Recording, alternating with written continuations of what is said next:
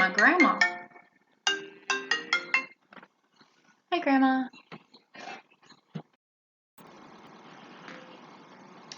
In case you wanted to know about Grandma Pat, she doesn't say love you back. And I think it's her kid's fault. Because her son is my adopted dad, right? And it's weird. We had to convince him. It's been 10 years. And we finally heard him say, love you, goodbye, Mom. And I'm like, of course she's not going to say love you, bye every time we say it. Because every time my family says it, us girls, we're always just love you, bye. Because we're like, you can die at literally any moment. So we're like, might as well tell people that we love them while we can and as much as we can. So, am I a little hurt that Grandma still hasn't caught on?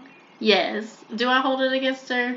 Not really. It's Grandma Pat. She's literally, if you tell her, it would probably make her cry.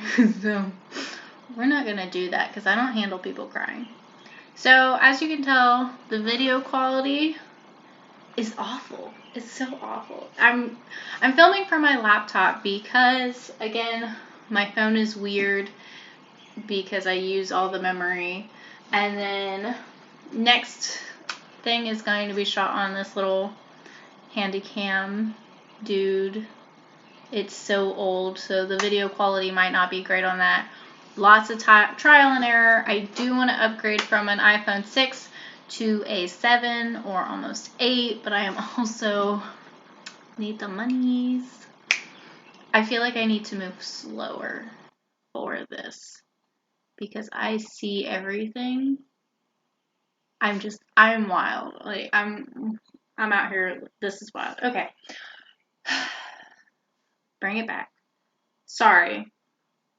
We're literally 2 minutes into this and I have done nothing of value for you. Wisdom teeth, got them taken out mid-February 19th.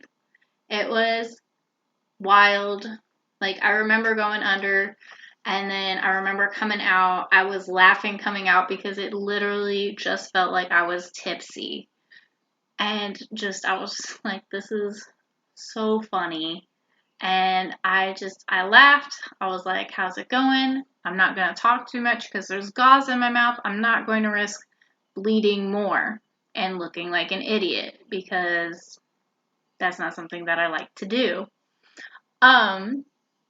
So the lady was like nice. I was like putting on my jacket. She was trying to help me, but I was like, I got this. Obviously, like I'm a little doped up, but again, it's just like being tipsy. So a little wibbly, but not too wobbly, you know? And so we go out, there's ice on the ground, I'm walking careful, I hop in the car, my sister's sending me memes, hop in the car, instead of talking about everything, I am texting my mom and telling her like it was funny, it was weird, the doctor laughed at me because I was like, it should be fine. I'm not gonna die. Looking at my x-rays, like I literally said that to him and he's just like patting me on the back like, you're gonna be fine. I was like,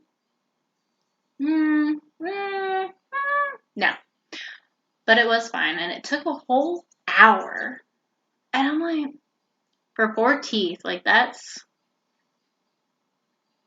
what is that, 15 minutes a piece? I'm not good at math. Alright, so went there. We got my prescription because you're supposed to fill your prescription first thing, regardless of how you feel. And so took it, went to the house, laid on the couch. Everybody says that I took a nap, but I remember I was just laying there with my eyes closed because I was too paranoid to take a nap with everybody in the room. And by everyone, I mean my mom, my sister, my other sister, and then at one point my roommate came home. And so, you got just so many people here. And then especially like my roommate, like I really don't want to be asleep around her just because like, I don't know, the whole thought of sleeping and being unconscious is weird to me. But like doing it around other people is just also weird. And it doesn't matter how long I've known them. Yeah, because even being like asleep around my parents is weird. Like, you're really just weird. And so, I wrote down some stuff to tell you guys. But all in all, it wasn't super bad. Like, it was, but it wasn't unbearable. I was out of commission a lot longer than I thought I would be. Like, I took that whole week, the whole week to feel better. And the way that I process pain is that I always think that I am like over dramatizing it all the time. And so then I overwork myself so that the healing is just set back several days. Like, I could have been better faster had I like not told myself that I was being dramatic and just like, you know, listen to myself. I don't know. It has to deal with past abuse. It's whatever. Um oh, I was like, before going to get your wisdom teeth, stay hydrated. Oh my gosh, that's funny. Yeah. Okay, so before I went under, I felt them stick me with a needle. I felt it so bad. And like, I feel the needles go in my skin into the vein often. Doing blood draws and stuff, like, I feel it. I do. And people are like, it's just a pinch. I'm like, no, that thing is pinching till my arm almost goes numb. And it doesn't matter. I've talked to a couple of phlebotomists. Like, I know which vein it is that they need to hit. I know that my veins like to roll. And so I made sure, especially to be hydrated. And so they stuck me, and then I was there for a little bit, and I was just like talking to them. They're like, how you doing? I was like, honestly, I feel like I'm going to throw up. Like, I just, and they're like, are you okay? I was like, it's fine. It just really hurts. And they're like, do you need some anti-nausea stuff? I was like, nope. It hurts that bad. And then I was out. And that was it. I'm like, I feel that crap. Gosh. And we changed the gauze. Oh, the gauze hurt so bad. I thought putting more pressure was going to make it feel better, but it made it hurt so bad. I was sitting there with tears streaming down my face as my mom was getting me new gauze, and she was on the phone for like ever. And so then I was just sat there in so much pain, and finally, like, she gave me new gauze, and I put it on, and I was like, yes, finally, new gauze. Like, I was like, oh, no, nope. After like 15 minutes, I took it out. I was like, I would rather drink my own blood than feel this pain. Gosh. Oh, and then because my little sister was here, we watched like a whole season of The Legend of Korra. And so I was trying to, like, I wasn't super hungry the whole time too that first day, but I did get some bone broth, like packets, because I was trying to stay on a diet and eat relatively healthily. And ice cream, no, don't do it. Just warm broth. Don't do it. It hurts so bad. I think I cried again. Uh, yeah. So I stayed on my medicine. I was doing the rotation. So from Friday, Sunday, I go to take a shower. I'm up. Like, stuff has worn off enough to where I can function. And there's this rash all across my chest. And it itches a lot. And I was like, is the anesthesia like fully out of my body yet? Is this an allergic reaction? Because that can happen. And I know my arm was still sore, but that's just how I normally react to getting stuck like that.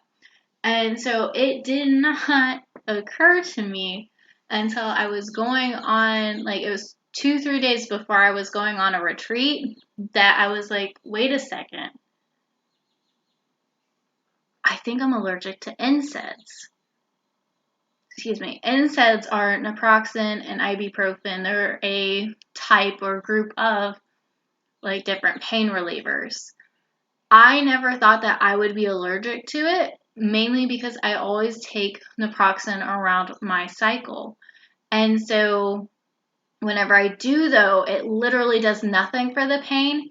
it just dopes me up enough to where I can do nothing for the pain.